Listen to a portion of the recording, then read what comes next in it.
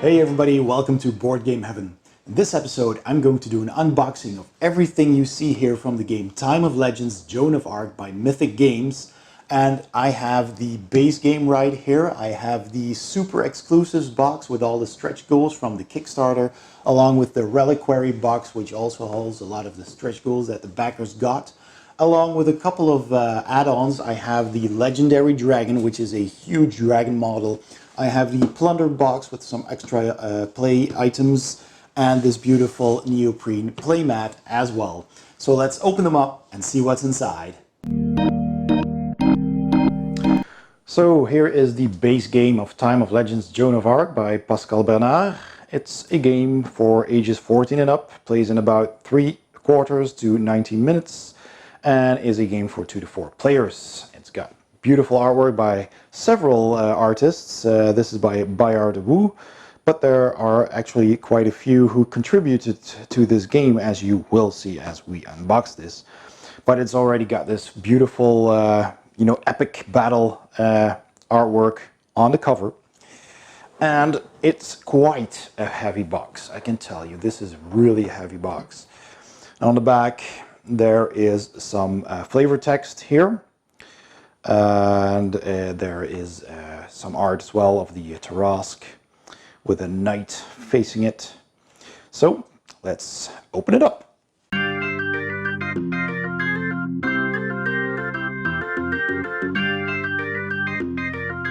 Alright, so first of all, there are some cubes here, cubes in different colors.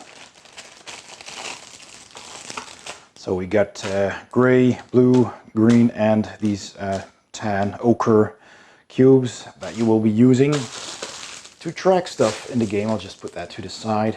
And we have these custom dice, which are engraved. I'll open up the baggie. So there we go. So we have plenty of these. Most of these are dice that you use in battle. So we have these white ones that you have yellow ones, there we go, the red ones as well, and we seem to have 5 of each, and these black ones. So that's mainly the ones you're going to be using during the game for doing battle, and they all have different faces, and as you can see, they are engraved. I hope that is clear on camera. So we have this, there's a shield here, a blank side, another shield. Here is a wounded person and another one. So that's the white die. The yellow die is different. It has 2 blank sides. The red one also has this damage marker here, this sword twice on it. So you have different results with that. And the black one here has a wounded person, a sword, a shield, and 2 more shields and a wound on the other side. And then we have 3 of these purple giant dice, big giant dice with these claws on them as well, and the doom die, which is this one that you use to determine whether your troops are gonna get back into the battle again. They're all different sizes, so you have this size, this, and that. So I don't know exactly. I think this is like 16, standard 416, and these are bigger. So we have all of those lovely chunky dice with nice rounded corners, so they roll well. All right, so next we got lots of these cards. There's a whole lot of these here. So and they all have great artwork. I'm just gonna show a couple of them to you. So let's open up this package. It does have a pulling string here, so that works.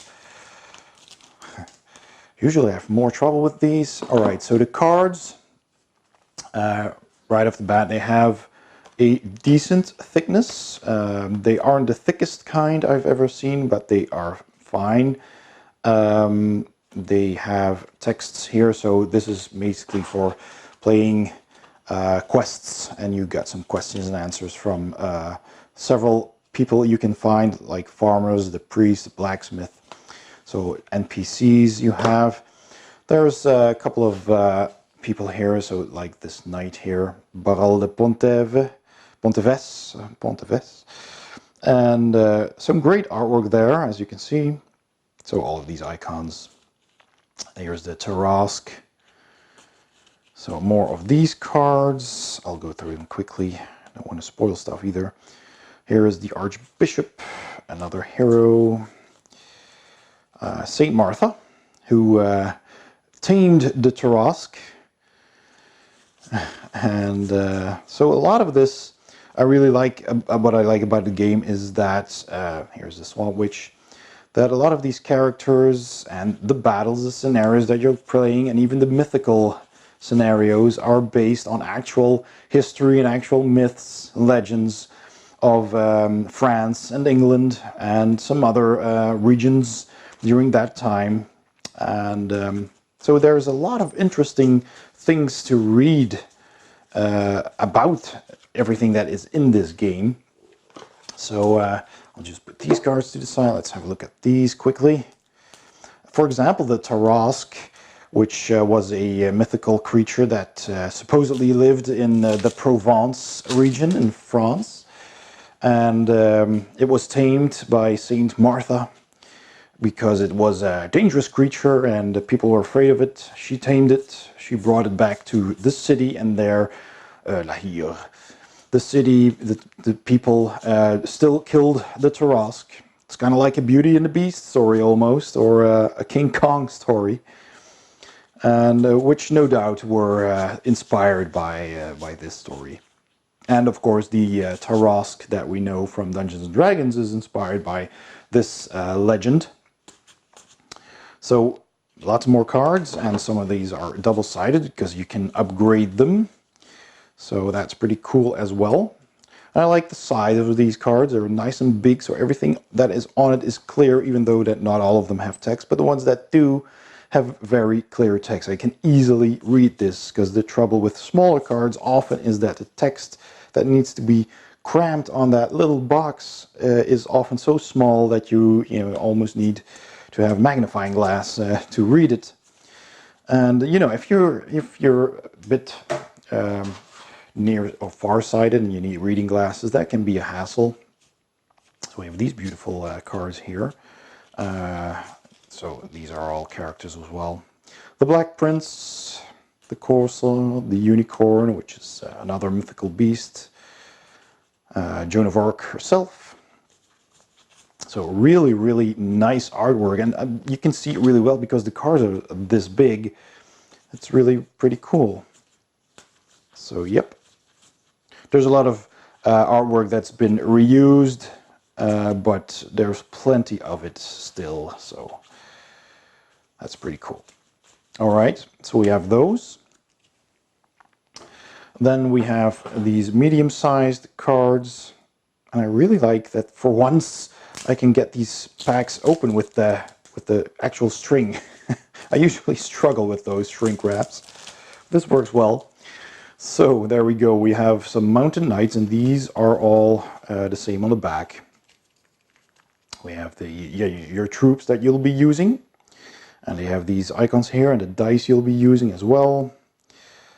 So in attack and defense, we have some foot knights, sergeants at arms, pikemen, provincial militia, halberdiers, and again they're using symbols on the cards, but there is text, so it is not completely language independent, which is a little bit of a shame, because they have lots of icons that could have made the game clear, but there's so much that you can do, so many things that are written on the cards. If you had to translate all of that into icons, that would probably make it even worse, because they all act differently.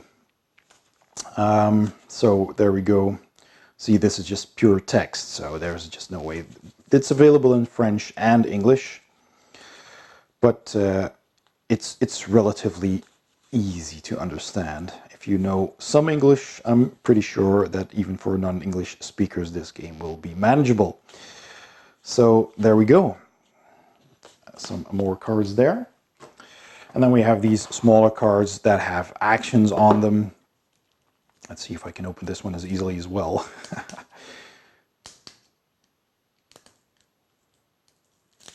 Well, relatively easy. So let's see, these are different kinds of cards. These are all the backs. So I think these were the activations where you can choose what to gain at the start of a new round. So we have those, and they do have mostly symbols on them. Still some text. But yeah, all the things you can do. So let's see, these are different ones. Items, I think, yep. And, well, so they're basically just texts and symbols and icons. A few of them have some artwork, as you can see here, but mostly these are just text-based cards, which is fine on smaller cards. And this one, strangely enough, is in a regular shrink wrap. So I'll see if I can open that. All right. There we go. So we have some of these cards. Also with texts and symbols. All right, so I'll just go through these very quickly. More of these. All right, so pretty straightforward, nicely illustrated though. I think they're nice and clear. Even though their cards are very small, it's pretty clear what they do. You can easily read them. So this size is quite fine for those. Let's dive into these boxes, shall we? All right, let's start with this smaller one first. I'll just slide this to the side. All right, so what's in here? And there is a church, because this game does use scenery. We have six-sided tiles, which you will see in a bit, and on them there can be some scenery. So we have this cool-looking church here. It's made out of plastic, of course, and it's very detailed, as you can see. There's a lot of brickwork there behind the plaster.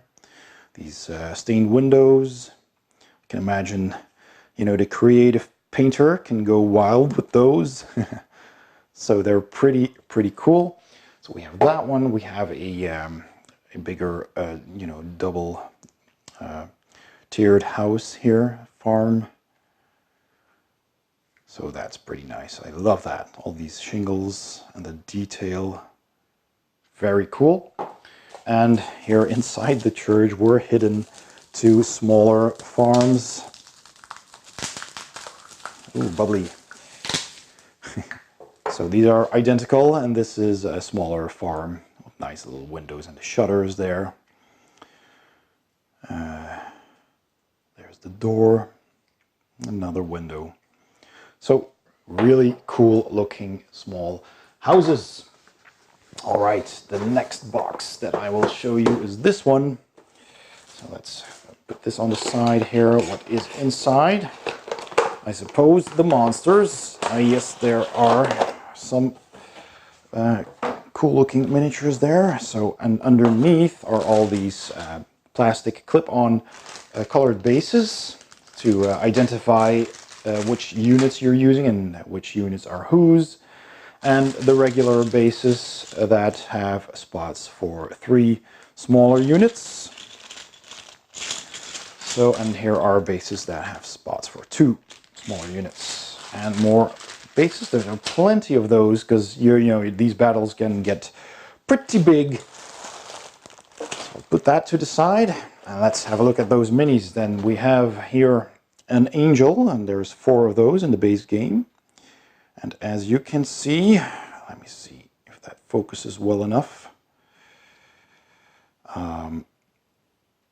It has 4 wings, actually, or, you know, double kind of wings, with plenty of detail. As you can see, the feathers are nicely detailed, and it looks like she's actually flying. They used her her clothing to attach to the rock. So it's kind of like she's flying with her sword. That's pretty cool. So you get 4 of those. This, I believe, was the Archangel Michael, if I'm not mistaken. So Michael who slew the dragon. So he's got a nice embossed shield there. He has a spear. And also, you know, his cloak is keeping him aloft. So he's flying as well. Here is a mythical unicorn, which is cool. A little horsey. So there's that. And we have some oxen here. I think they call them bullocks.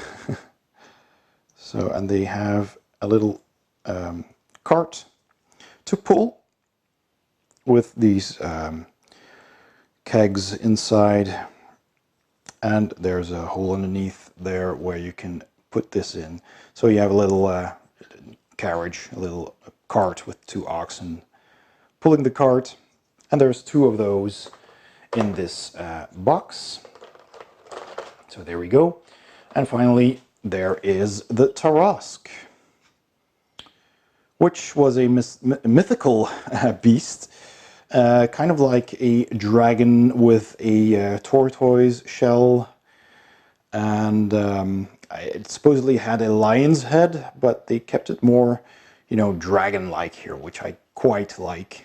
It looks very menacing. A spiky shield.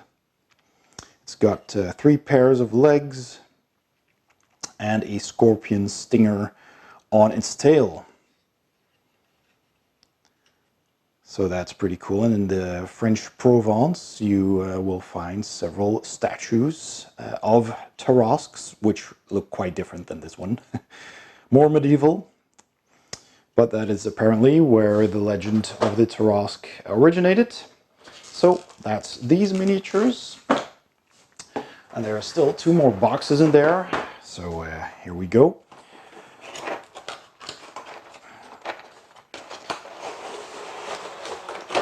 Nice. Lots of miniatures in this one. And this is double layered even. Plus it comes with these, what you call these, you put them in water and you can apply them to the minis. So for painters, that's pretty cool, because now you can paint up your models and have their banners and their shields, you know, base coated or fully painted, and then you can apply these emblems on their shields. There's some square ones here as well. So let's have a look if we can see where they go. And there's lots of these, because this game plays on a smaller scale than your average miniatures game. And it's its own scale, and that's why you can have actually so many of these. And well, it's gonna probably take me too long to show each and every one of them to you. So I'm just gonna pick out a few and then show you the tray. So here's a farm girl, and for its size, it is quite detailed, I have to say. You can clearly make out a face and some hair there. All the creases in the clothing. There's even, you know, if you watch well, there's a little bit of wicker there in the basket. And I don't think I can bring it in any closer because my camera probably won't be able to go that far. So this is probably the best I can do. But that's quite impressive for such small scale miniatures. So let's take a look at this guy here, who is standing on this rock heroically. So there you go. So you can see he's a bit bent, but you know, some hot water will fix that. And quite nicely detailed.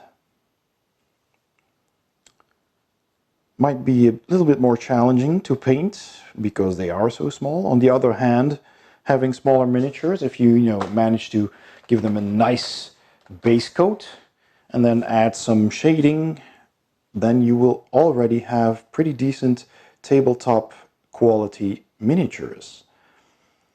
Because they are so small and there are so many, you know, when playing the game you won't notice too much unless you really pick them up and take a closer look at them. And especially faces are hard, at least I think so, to do, you know, eyes.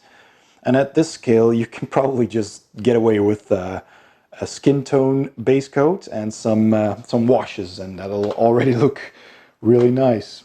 Now I've seen pictures on the Kickstarter of professional painters who did some of these and they actually painted eyes. How they managed to do that, I do not know. They must have, you know, some serious magnifying glasses. Here's another knight with a hammer. So see, he's got this shield and it's quite even. So you can give that a metallic color and then slap on one of those water stickers, for lack of a better word. Here is Joan, I think, with her banner. Joan of Arc. Yeah, she is wearing armor. So I guess it's her. And this is quite a bit, it's a thin one, so you need to be careful with the smaller parts of these minis. But really nice. Alright, so let's take a look at one of these horsemen as well. This knight on his running steed. And he's got a lance. And his helmet on and his shield. Very nice and, you know, very dynamic pose. Pretty cool. So there's plenty of those in the game. So you got lots of cavalry. Let me just show you that up close. I hope that shows a bit. Maybe I should, let me just try if I hold something behind it, if that is clearer. So a lot of these smaller figures, these halberdiers over there. Oh, there's the witch as well. She is, which I thought was a pretty cool model as well. All right, and then all of these knights here. So yeah, a lot of units in this first tray already, and there are more. So there are some units here, and these units also go on those round bases with the round slots in them. There's a whole lot of them. Let me just see, and they just go into these trays. So these are the crossbowmen. They are standing behind their shields. They have large shields that they stick into the ground with a pointy end, and then they crouch behind them holding their crossbows. That's pretty cool. So we have many of those. What's this? Oh, so some of these bags open easily and some of these require a bit of more force. So let's see, these are, I think these are peasants with a club and what seems to be a small dagger. So we have those as well. Wearing a satchel. What else do we have? Oh, wolves, nice. Let me just show you these wolves. So you have several of these. So you can see their tail and their necks have a lot of detail in the fur. The rest of the body is pretty smooth, but yep, nice. And in comparison, these are pretty big wolves. They're like dire wolves. As you can see, they're huge. So we have those. These are knights with axes, soldiers with axes. I'll just put that to the side and show you one. So yeah, there we go. So this is a knight. with an axe and a shield. Ah, these are the square shields for the square stickers. And he's got an extra sword on his belt. So we have those.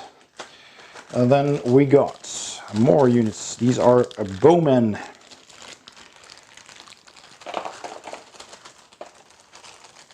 I want to open these very carefully because the units are so small.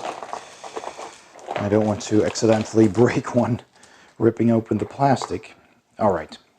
So here is the bowman. We'll put his quiver on the ground with the arrows sticking out so you can quickly pick them up. Pointing up to fire a barrage of arrows at the enemy. Alright, then we have some swordmen.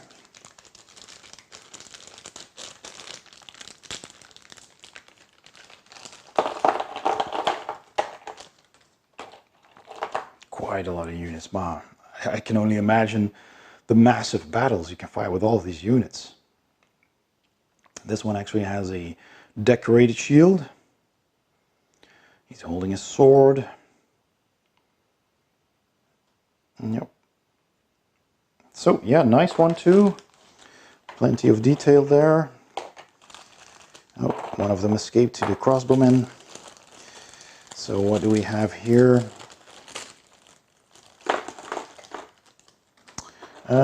These are skeletons. Yep, there were skeletons too in this game. And they're holding a big scythe, which kind of reminds me of the Hero Quest skeleton. Holding his scythe in exactly the same manner. Modernized, smaller version of that. Quite nice. You can see all the ribs and the skull and the bones. I'm always amazed at the amount of detail that these sculptors can put into such small figures. I'm already, more than impressed by the bigger miniatures, but at this scale, I mean, wow. That is something else. Look at that. Wearing that leather armor with his halberd here. Or is that a pike? Nice. Studded leather armor. And finally there are some, what is this? Are these ghosts? Let me just see what those are. So, in detail, wow. So that looks like a ghostly figure holding up a sword, a flaming sword. Am I seeing that right?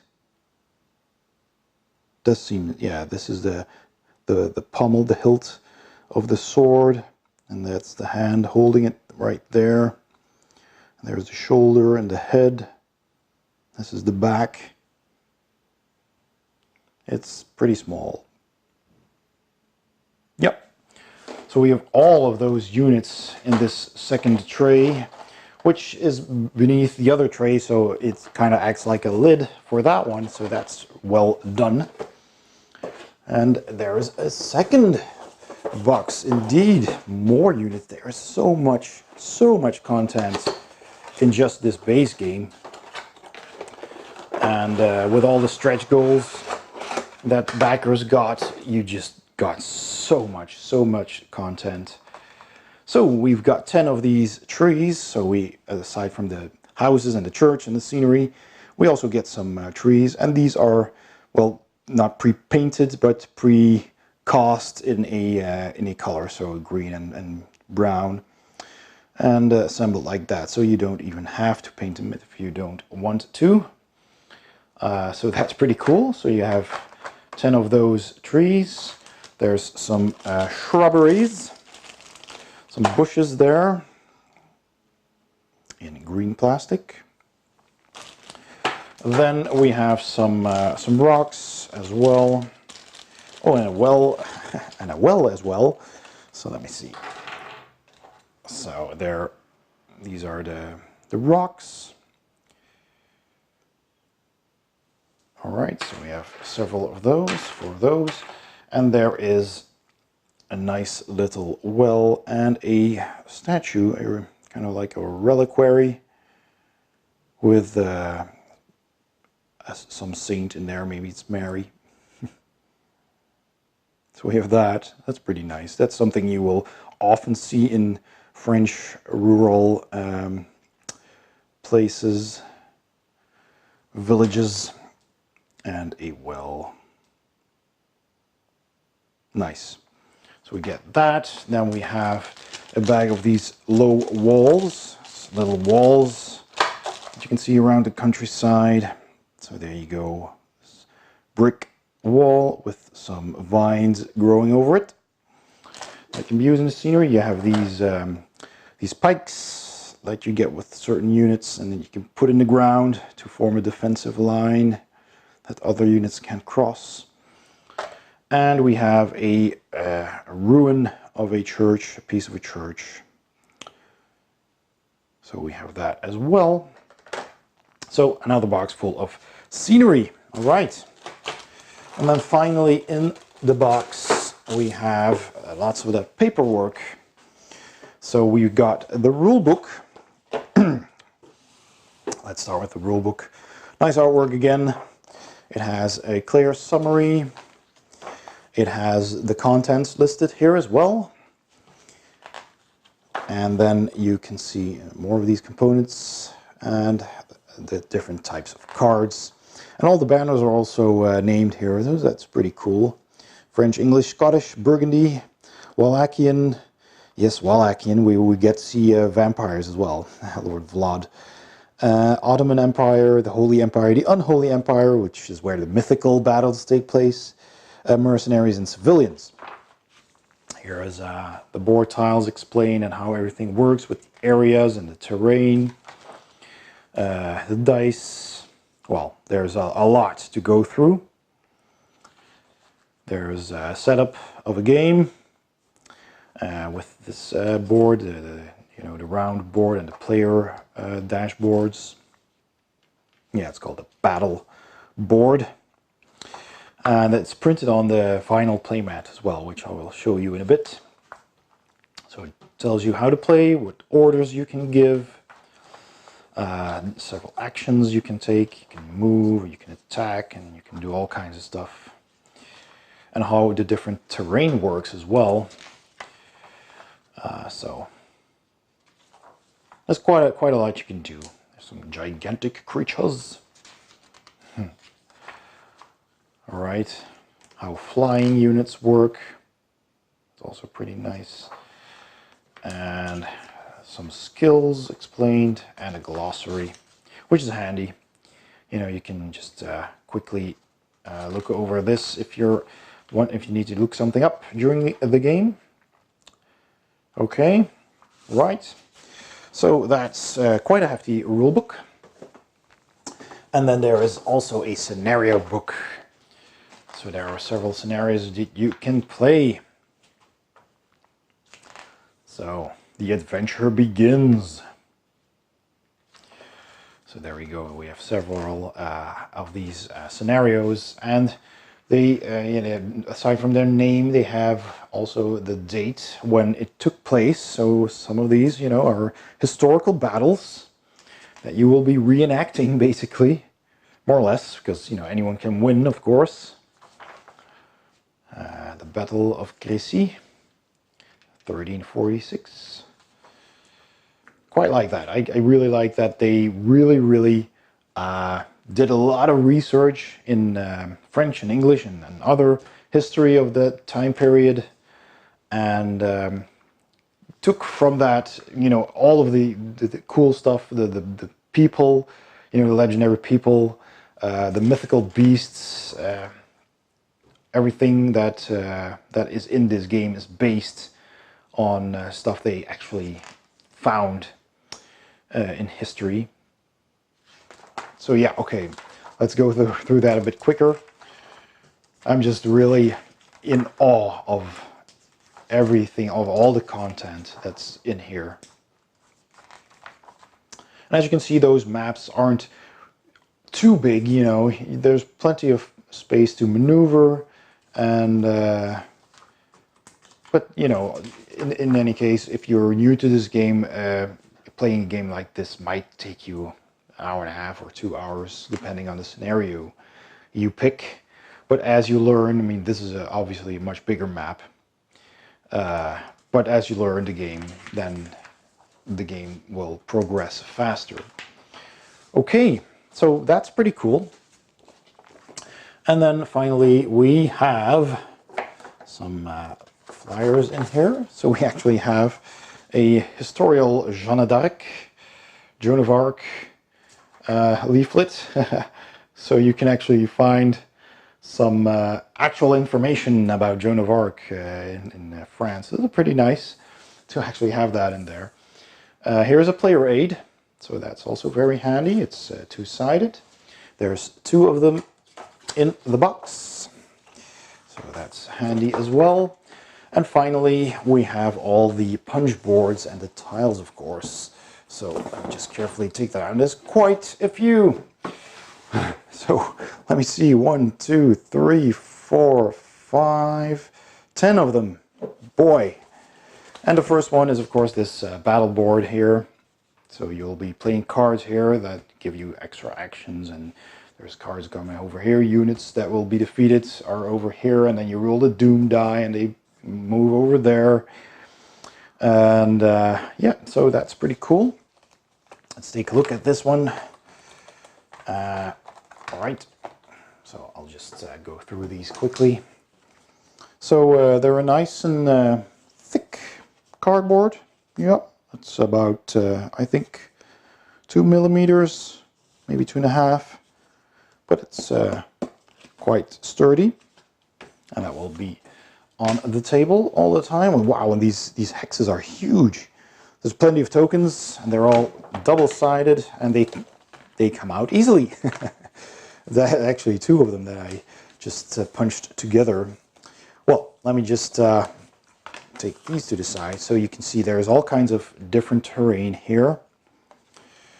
And these hexagonal tiles are sometimes divided by these lanes into 2 or 3 areas, which influences the game, because each of those areas is an area that your units can move into. So moving from here to here would cost a movement action, whereas a bigger tile like this, that's just one area, so you can move along faster.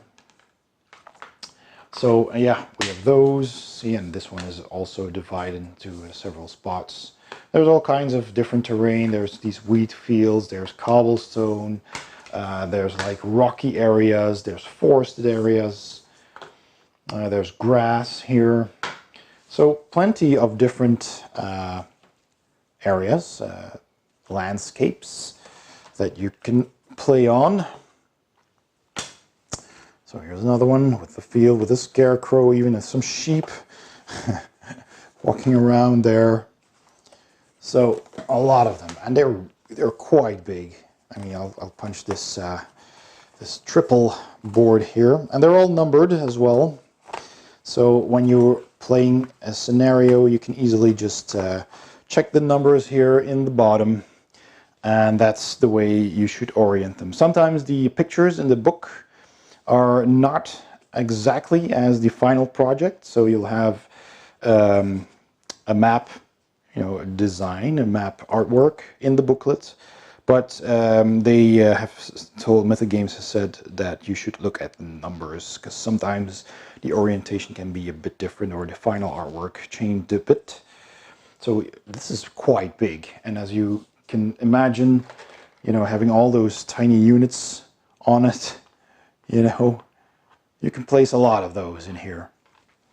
Okay, so we got that, and another one,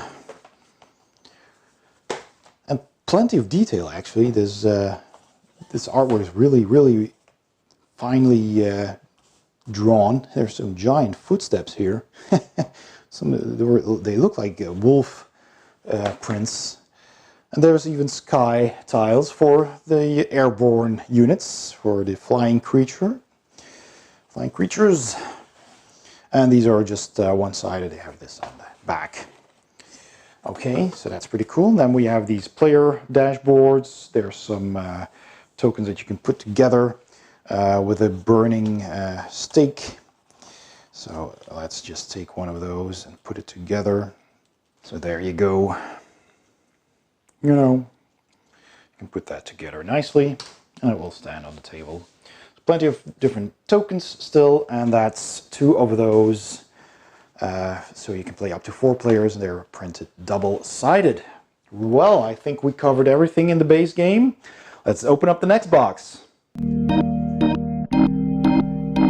Right, so this is the neoprene playmat for Joan of Arc, and it's quite big. This is a rather large playmat, and it has already this this board printed on it, the battle board. So you don't need to use the cardboard version, and there's plenty of room to set up even the biggest battle map on here. It's stitched around the edges so it won't wear, and it kind of looks a little bumpy, but that's not because the map was rolled up when it came, because I can actually pull this straight and you can see that it is actually in the design. So it's supposed to look kind of like a rolled up map of some kind. So that is actually in the design. So don't worry, it does come rolled up, but once you lay it out, it's completely flat. On the back, there's a rubber cover, so it won't slide, and it's quite nice. It's a bit stretchy too. So quite a nice battle map, I must say, and this is great to use for just about any game you play. You know, if you're playing card games, that makes it easier to pick them up. So yeah, that's the playmat, and it has a nice sepia kind of faded artwork of the box, of the cover on it. And yeah, so really nice, that one. Let's open up the next box. And this is the Plunder add-on, which is basically a box with some extra items that you can use during the game to pimp it up a bit. So it just comes in a plain brown box, but it has all of these banners that you can use to indicate your actions on your player board. So you will be putting these on your player board and then on the maps. And there are stickers in here with the dice tower that you can take off, different colors, different units, and you can stick them on. And that's just nicer than using tokens, and there's plenty of those. They're just simple banners, but they, you know, they make the game look nicer. And there was also a set of extra dice, and who can resist extra dice? Wonderful. So some extra dice as well. Extra bases, you know, if you want to glue your units on those. You got some more of those, some of the double bases as well. But this is cool. This is the dice tower. An actual dice tower, looks like a castle. So let's put that together, shall we? Okay, so here it is, all put together. And what I really appreciated about this, it's a little bit of an engineering geeky thing, I think, but is that they used the same punch board twice, so they didn't have to make separate boards for the 2 parts. These are exactly identical, and they are double-sided. So the left and the right side are exactly the same. The front and the back is also exactly the same, and they use this piece 4 times, once for the end of the tray here, and 3 times for the ramps. And the bottom ramp, you know, connects nicely to this. So you have these 3 identical ramps, which also have these, how'd you call them, ramparts.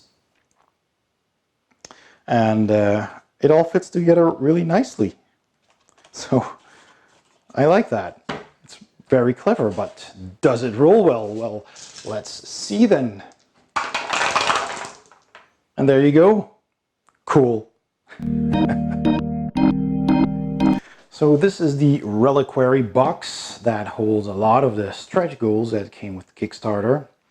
I don't know if this box will be available at retail, because there is a second stretch gold box which has the title Super Exclusives, which I'm sure is not going to be retail, so they might still be selling this, and it's a pretty big box. It's as big as the base game, but it's taller, so that's pretty impressive. And it has some great artwork on it. A little bit of artwork on the back as well, of one of the miniatures in the box with French and English text. So dare you open the reliquary and face the dangers it conceals. Well, let's have a look at it, shall we?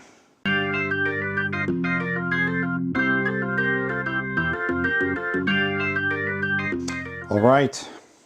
So, first of all, there is a booklet in French and English of the Reliquary, which has more of these scenarios to play. So here's the Plague, 1348. And there's some extra, yeah, there were actually plague-ridden victims, which I saw on the Kickstarter page as well. And here is a quest called The Child, with some rewards you can play. You can get from playing that. No more room in hell. So, you know, skeletons. Vlad Tepes in Targoviste. Yes, you will be meeting Vlad the Impaler and Dracula, who he was also known as, and the Bram Stoker's Dracula was based on the legend of Vlad the Impaler. So technically one and the same person. One is kind of historical, and there's probably a lot of legend surrounding that figure. And there's the fiction Dracula, of course. So there is a reference for all the miniatures here as well, which is quite handy for remembering all of those names, because there's quite a lot, as you have already seen in the base game. More cards here. So many cards. And a bunch of those nicer, bigger cards with the great artwork on them. So let's open that up. Oh no, it broke. Now I do have to use, well, I did not have to use the knife. Well, there we go. The Mounted Black Prince. Mounted Joan of Arc. William Wallace. Hold! There's John Hawkwood. There's quite a lot of Johns in this game, and the French equivalent of Jean and Jeanne, Joan of Arc. Robert Knowles, Sequin de Badefol, Arnaud de Servol, Mehmet the Conqueror with the genie of the Ottoman Empire, the Great Reaper, the Cockatrice, and the Griffin, more legendary creatures, mythical creatures. So there we go, an assassin, a spy. Is this? Okay. Henry V. Double-sided cards again. William Wallace. John Stewart of Darnley. Vlad Tepes, there he is, Vlad the Impaler. And Dracula, his, you know, fictionary. There's Rado III the Handsome, who has the exact same artwork mirrored. So yeah, some of the artwork has been recycled, unfortunately. But there's plenty of it. There's Mehmet II, Jean II the Good. Some more of these questions and cards. These character cards as well. Their abilities. So yep, we have those. There's the same in French, which I will leave wrapped. And this is the same Mounted Knights and the French version. So there we go. Let's open these up. All right. So we got these cards, which are skeletons, plague bearers, heretics, ghosts, wolves, and mounted knights. So units and what they can do.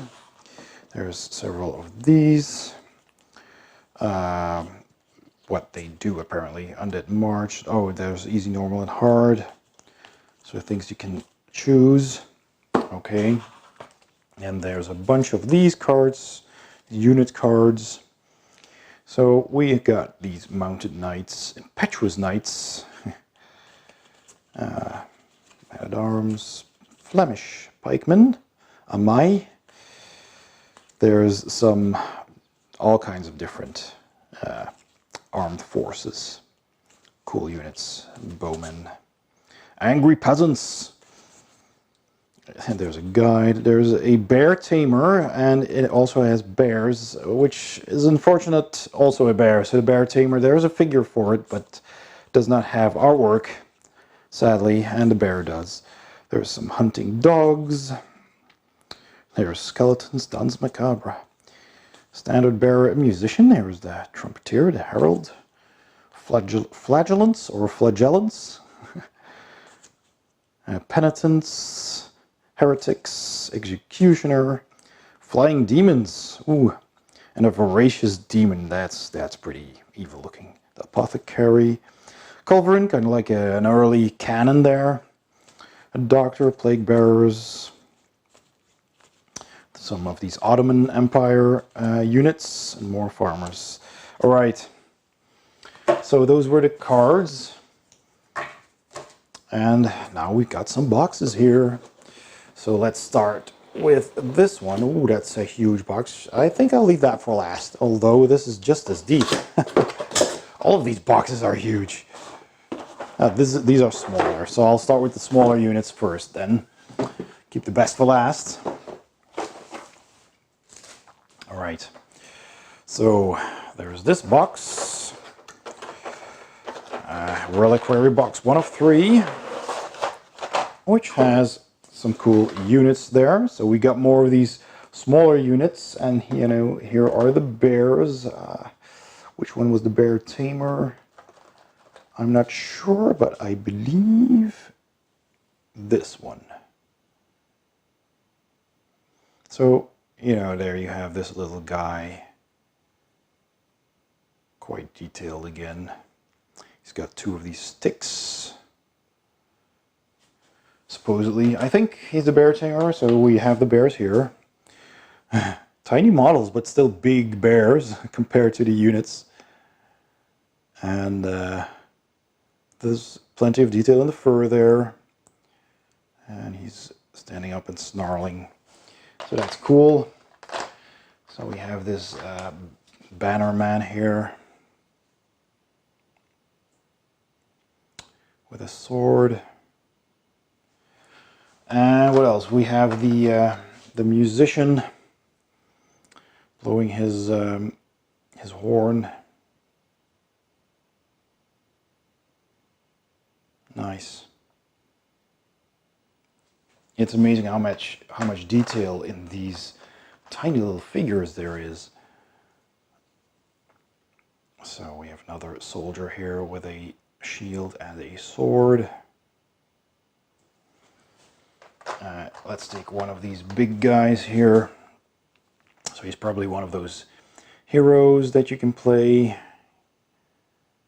Holding a sword, a big crowned helmet, and a shield. Big cape. So one of those figures we saw in the cards just then, and there's plenty of those. And they're all quite detailed. There's so many. This one's cool as well. This is a very dynamically posed mini. With double axes, dual wielding.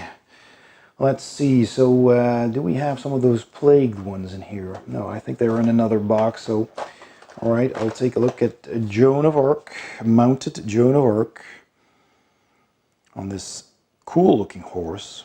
Lots of, big manes and a large tail. Looking quite epic there. Nice, really cool miniatures. I wanted to say models and miniatures at the same time there. So whatever here is Dracula, Dracula with a big billowing cape. Very nice. And here is Death. And I like this model a lot because it's, I think, is it sitting on a throne or something? There's something going on here. There's a knee over here, so I don't know what exactly he's sitting on.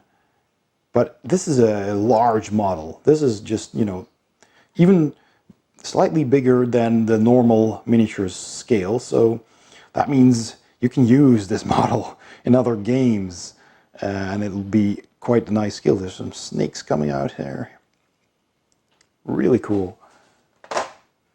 And here's the Black Prince on mount, I believe. Mounted Black Prince. So there you go. Nice one as well. And then we have this cannon here. And this one is it stuck to the base? Yeah, it's stuck to the base, but it does have room for two men manning this cannon.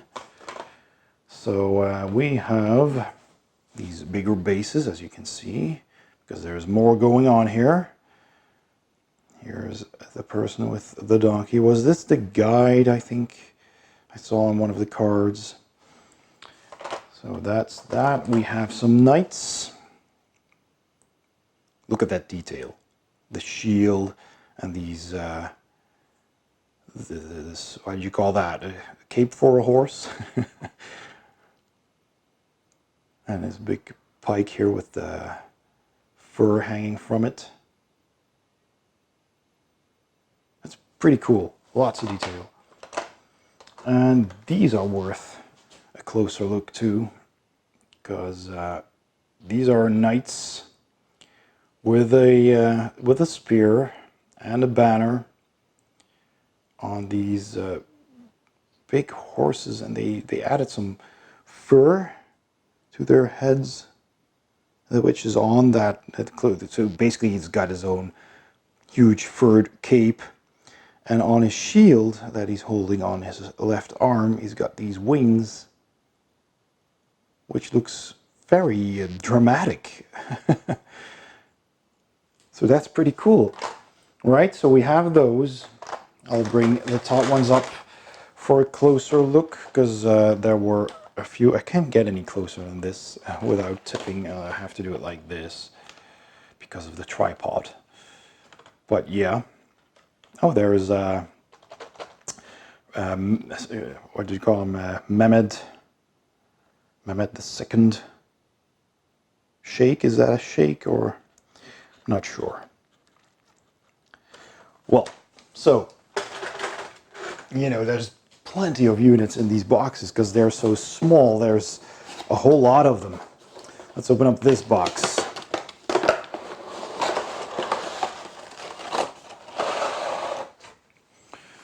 Right, okay, so this has some of the bigger models and still more bags of these. Now, these are numbered, so I'm guessing that these are simply, no, there are actually some new models here as well. I was thinking those might be just more models that go in the tray in the base game, because there are some, well, let's just open them up, shall we? There are some bowmen in here that we already saw, so I'll just take one out here.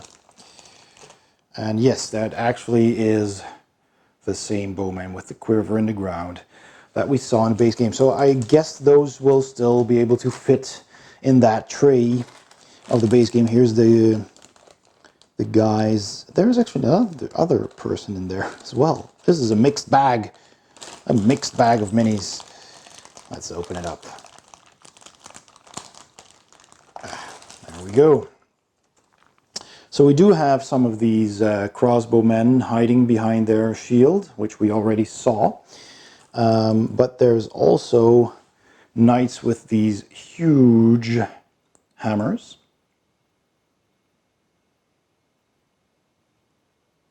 Nice.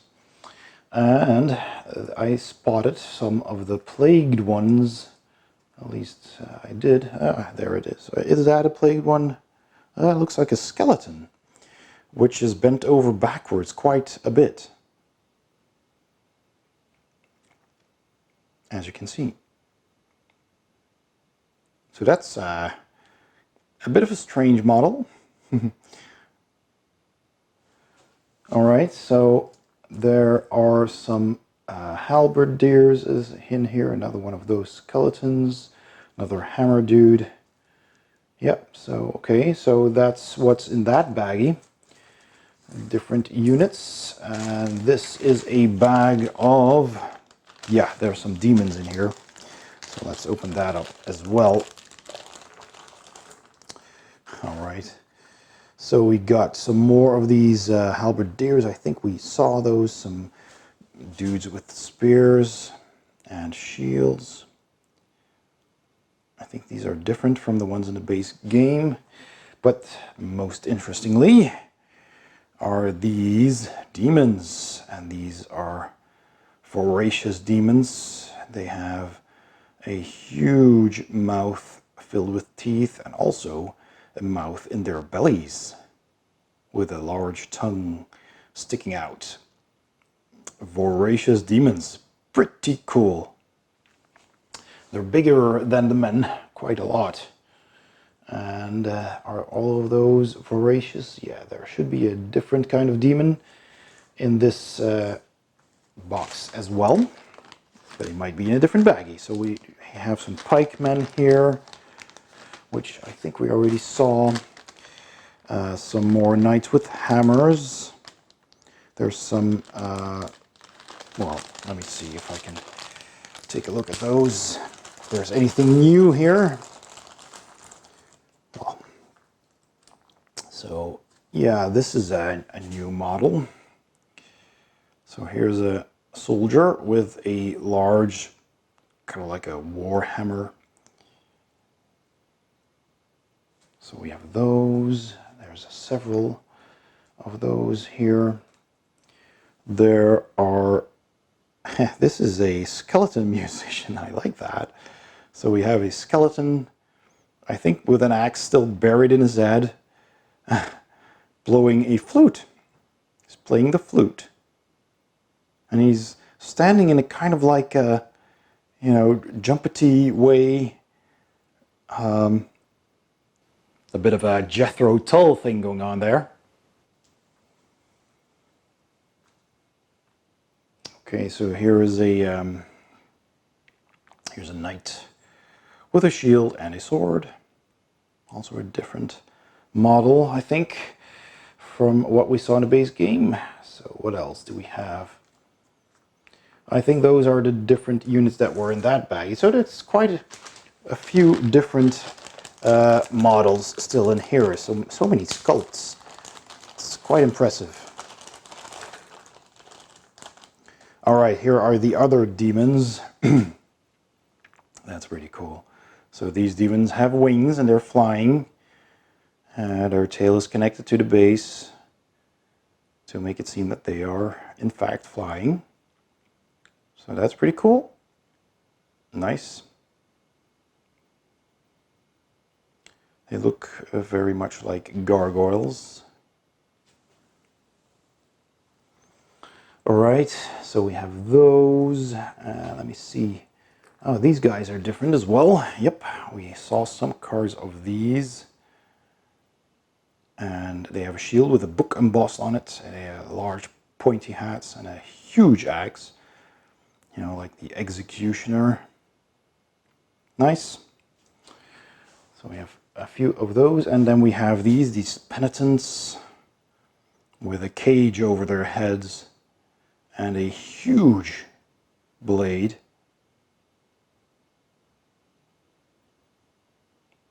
Yep. I think that's those models. Yeah, here's a fourth one. These fanatics or whatever they were, you know, swinging around these, what were they called? These censers, incense holders, swinging it about quite dangerously, actually. So we have those as well. Boy, there's just so many minis. Let's see what we have here. So more bowmen of the Ottoman Empire. This time they are wearing a turban and a shield on their backs. All right, so those. And we have these units with a scimitar and a shield and a large hat. And so what else? These are the bowmen. There's guys with axes.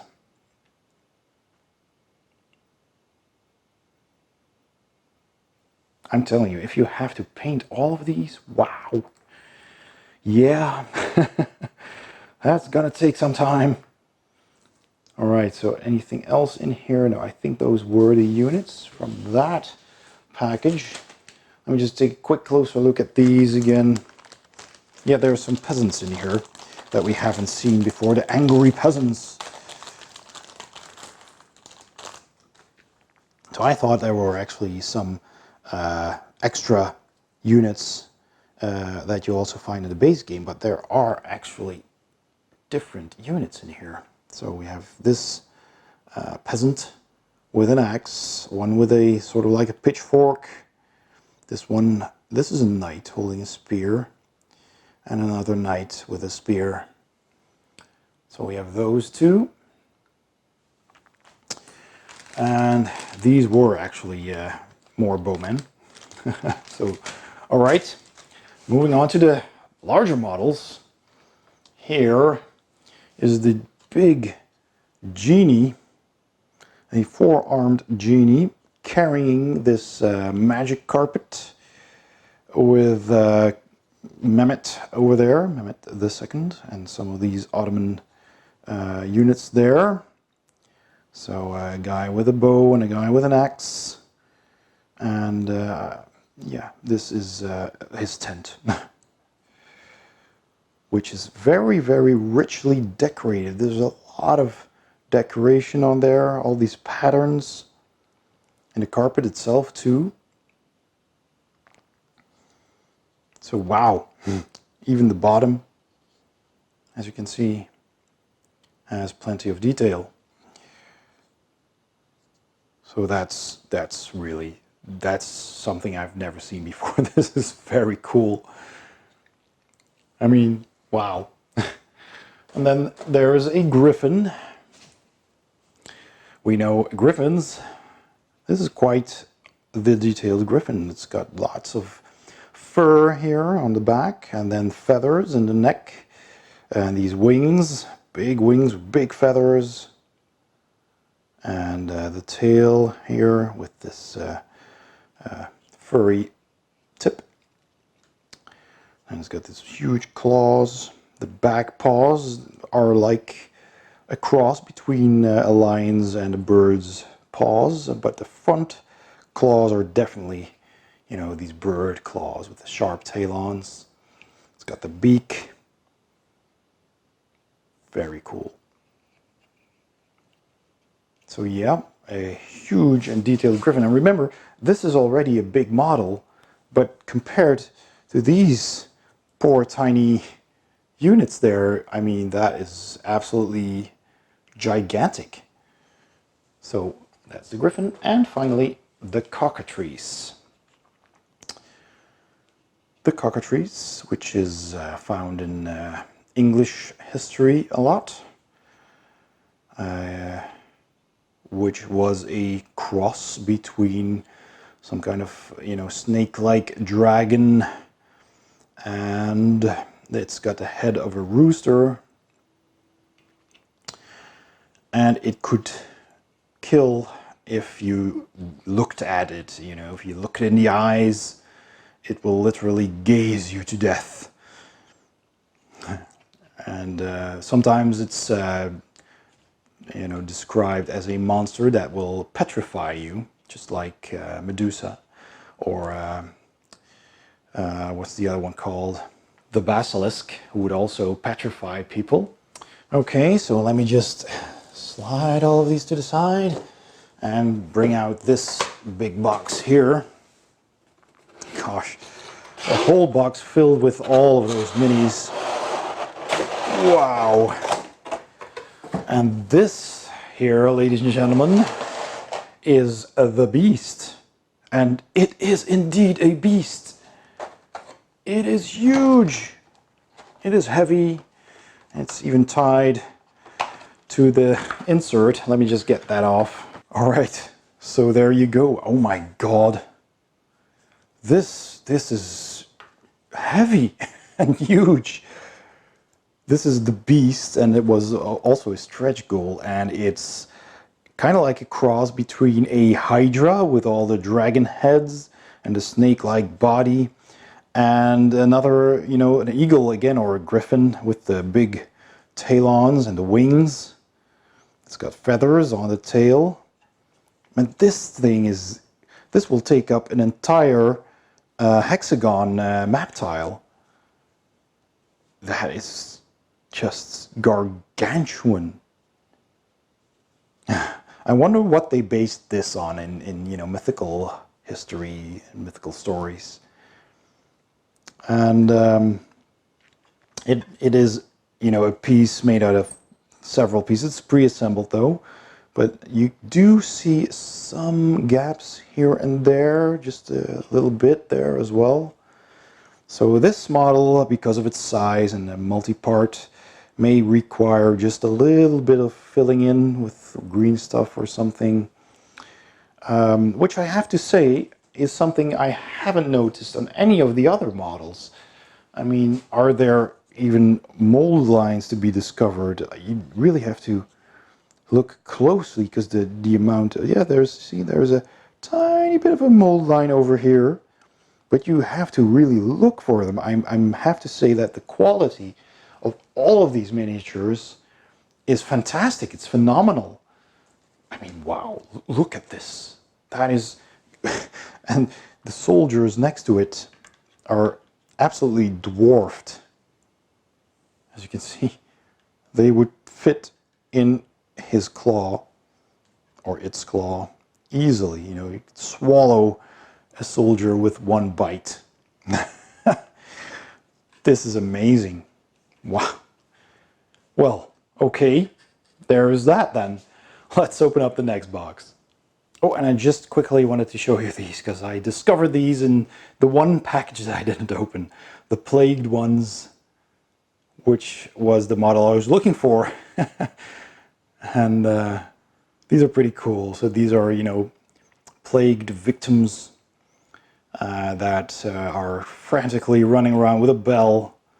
They put bells around them to warn others, because you know, they have the plague, they carry the plague, and he's frantically running, infecting others. Okay, on to the next. Okay, another box, the super exclusives, which has all the Kickstarter exclusive stretch goals. So this is pretty cool. It's also a very large box, very tall, and as you can see, this cracked me up. This box has two of the people who were very involved in the game, of course, from Mythic Games, Leonidas Vesperini and Jake Thornton. And they were very active during the campaign as well, of course. And then they had their own artwork and a card with a character in this box with the Kickstarter exclusives. And here is Jake's cat. I think he's called Quirk. That's pretty cool. And of course, which cat can resist a box? So, you know, I thought that was a pretty cool touch there. Pretty funny. So, okay, so on this box, in this box, we have some more of these mythical creatures and more characters. Joan of Arc is stuck inside her dreams, looking for the voices that helped her so many times in the past. Yeah, so cool. I'm just gonna open it up and show you what's inside.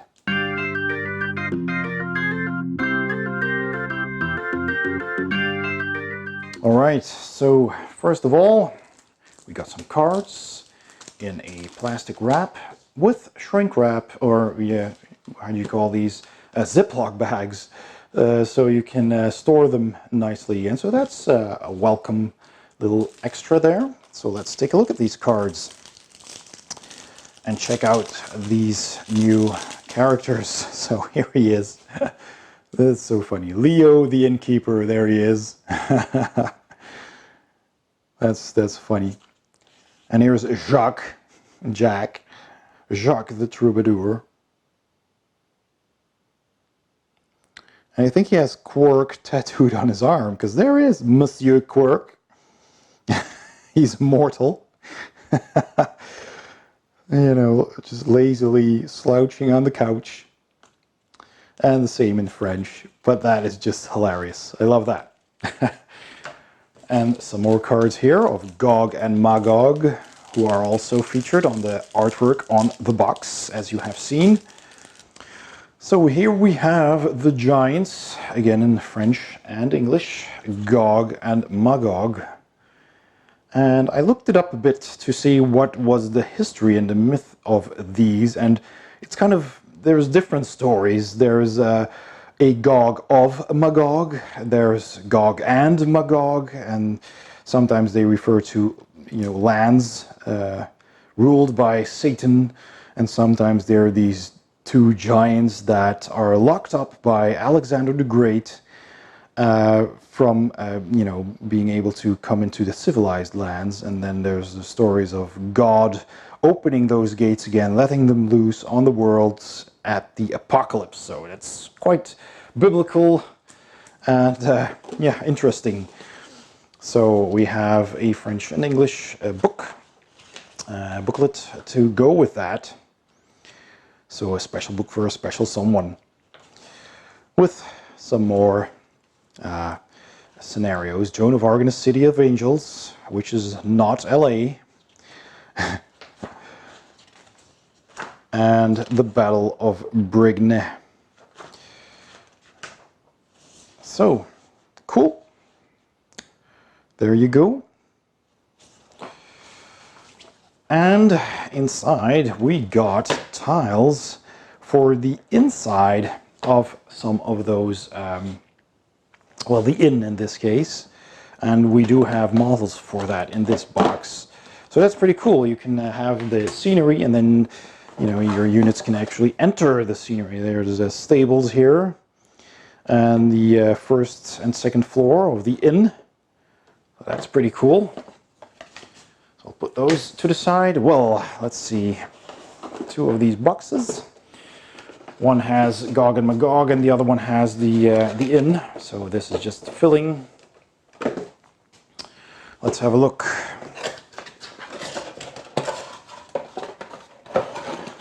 So this box contains the inn. That is so cool. It's very big. It's nice up to scale. You can see the door is about this big, you know, about a thumb high, which are the same size as the miniatures. And that is just so cool. Le bon endroit. And on the other side, probably the good place. Yeah, a good place. We're in a good place, people. That was cool. So detailed. I love it. This is really cool. So this is the inn, and these are, you know, the plans. So the stairs are over here, and this is the big arch over there, and then there is the upper floor with the rooms there, and the lower floor that way. So you enter here with the stairs over there. I love this.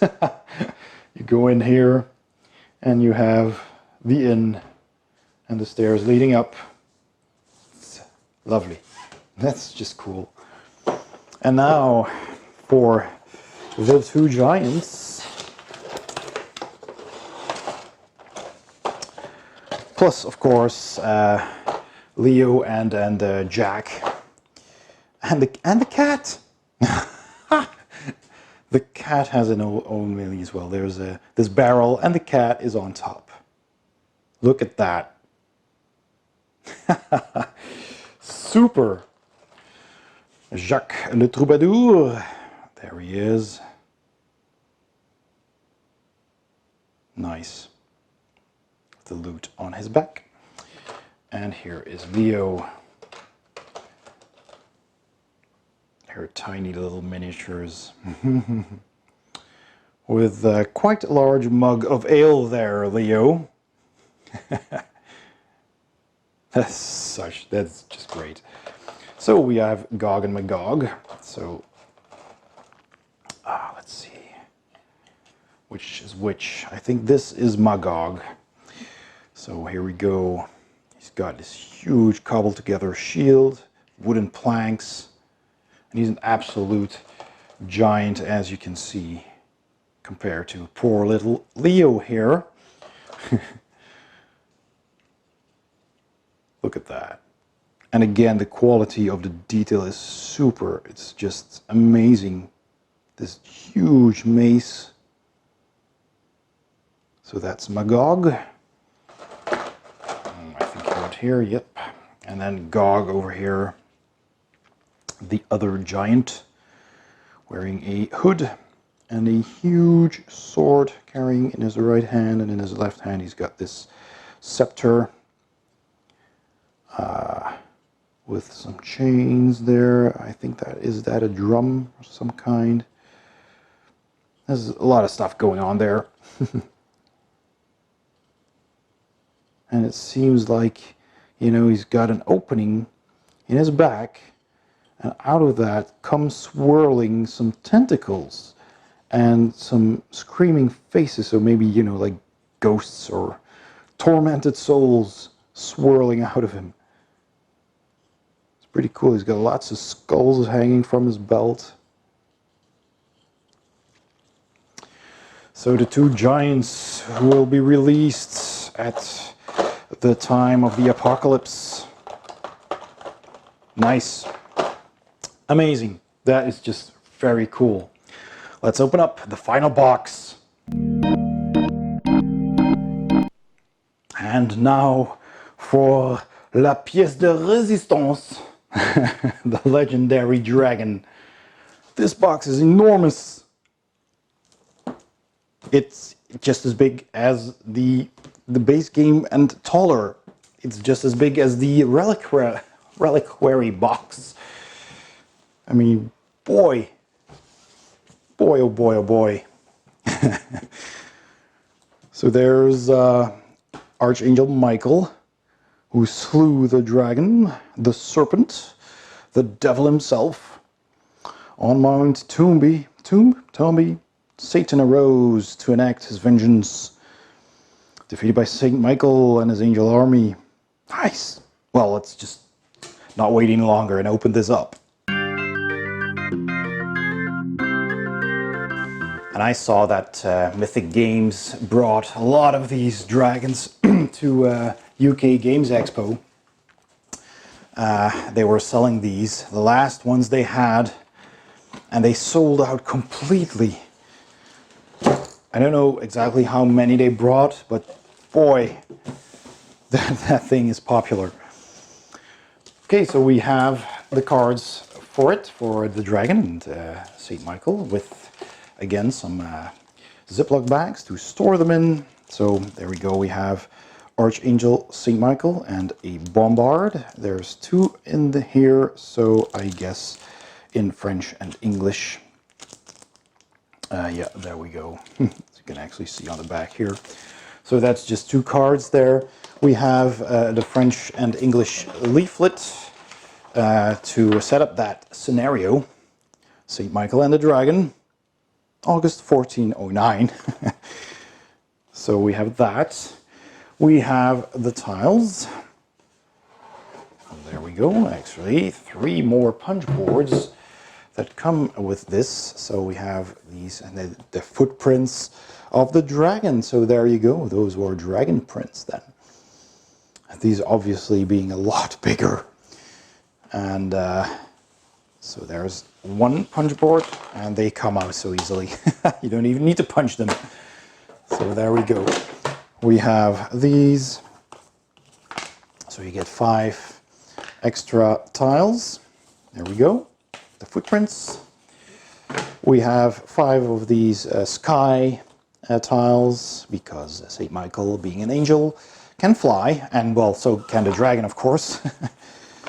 So there we go again, with some extra tokens. So you have that.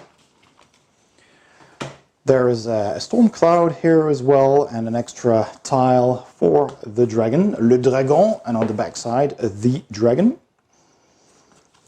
So French and English as well. And then the dragon.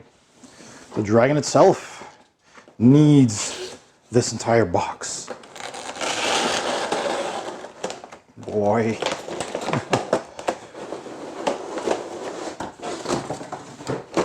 Oh my lord.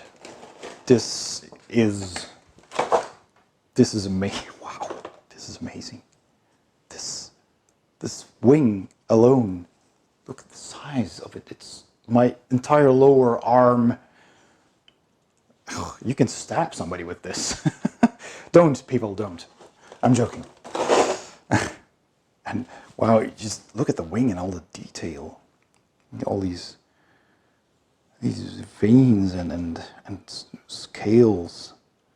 So here is its arm going up there, the fingers. Wow. It's a good thing you can take this apart, because otherwise it wouldn't fit in here. Bit of protective plastic. Boy, I'm just gonna show you Archangel Michael first. So here he is with his nice shield and his sword, big wings flying up there. Very cool. Look at the detail on the wings. Yes. Impressive. It's a nice mini. There is the bombard.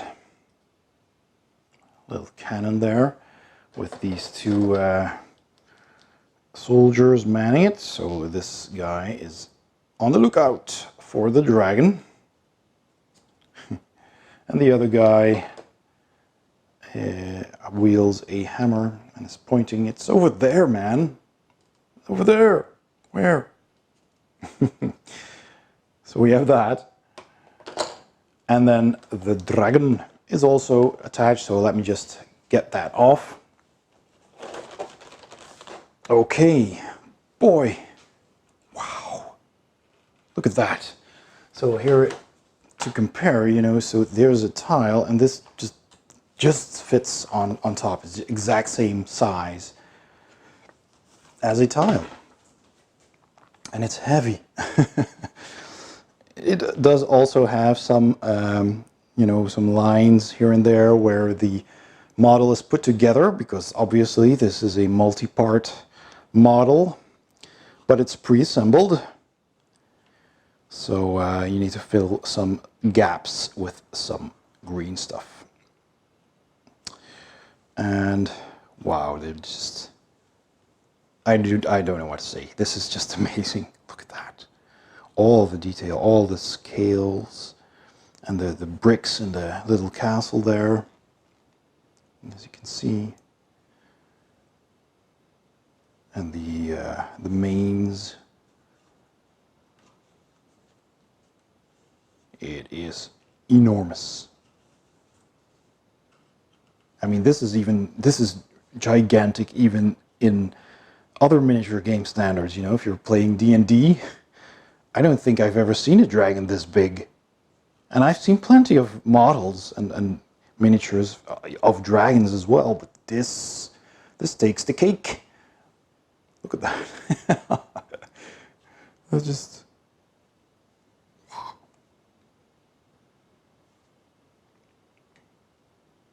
So let's put on the wings then. Boy, that's just so big. There we go. That's one side and the other side. This side went in quite nicely. Oh, there we go. I was putting it in a bit crooked. So there we go, it fits nicely. I'll just slide this closer a bit. So there we go, it just Well, it doesn't fit into my frame because the wings are so big. But that is amazing. Look at that.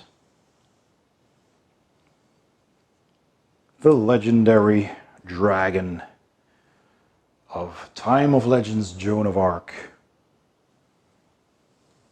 That is impressive. It's just crazy. Well, all right. There he is. The dragon. And so that was my unboxing of everything Time of Legends Joan of Arc that you see here. There were a lot more of add-ons as well. And if you liked what you saw, go check it out on their website. I'll put a link in the description below so you can see where you can find all of this great stuff. So that was my unboxing. Thanks for watching. I hope you enjoyed the video. If you did, don't forget to give it a thumbs up and don't forget to subscribe. And I'll see you next time on Board Game Heaven.